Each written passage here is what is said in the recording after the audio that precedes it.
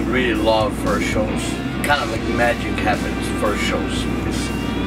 You haven't done it in a while, and everybody is being off, and you know, the first excitement, you hear the crowd. There's something about first shows that I really like, and most of them always really tend to go good. You get real nervous, but the result is always really awesome. And you know, normally we don't start in a big city like LA, but this tour end up being here the first show, so we just have to roll with it. I think it's a really cool package. You know, this day, I think today in new metal you need to have this kind of packages to have the people be excited for the show. So I think, you know, in one night, no matter, you have Shatter Sun, which is a brand new, great new band that's coming up, and then Decapitated, Soilwork, they're all awesome European bands, and then Soulfly. We're playing most of our Archangel album right from the beginning. We play like 7 songs right away. We've never done that before, so everybody's very excited. So I think it's gonna be a very good night of metal for everybody. Everybody should, when the show is over, I think everybody's gonna be wet and happy.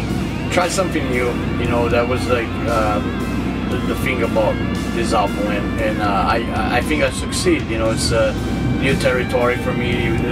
Half of the album is like really biblical and very exotic. Kind of remind me a little bit of Prophecy. I never really done biblical songs like this, like Sodomites, Bethlehem's Blood, Ishtar Rising, Shamash, Archangel. And then the other half is non-biblical stuff, like We Sold Our Souls to Metal, which is, for me, I hopefully will become some kind of metal anthem for the fans, and Live Life Hard and Deceiver. So I think it's a very interesting album. I spent a lot of time with this album. I think I work more on this than I have in some of the previous Soulfly albums. I poured more of my soul into it. I think the team that we worked was very good. Matt Hyde was a great producer. Eliran Cantor gave me a fabulous album artwork, beautiful cover.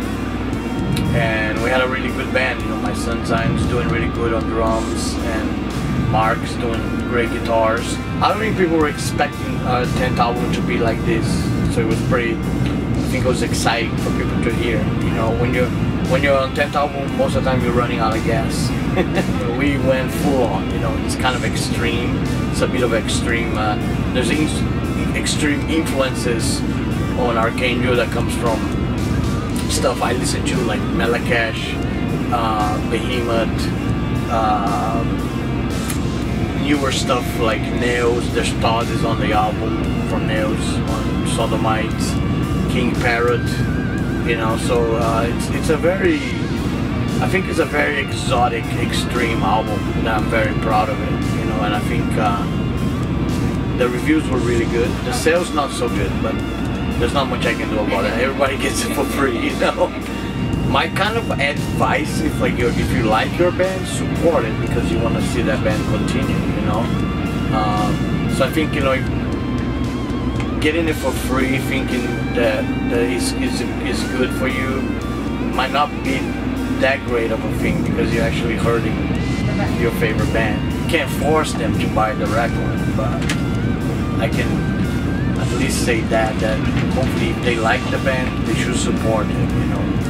Like the bands that I like, I go and buy the records because I want to have the physical thing in my hands. So that's the other thing. I don't understand the mentality of having the stuff just on your computer, not having the physical, holding the physical CD or the album like vinyl.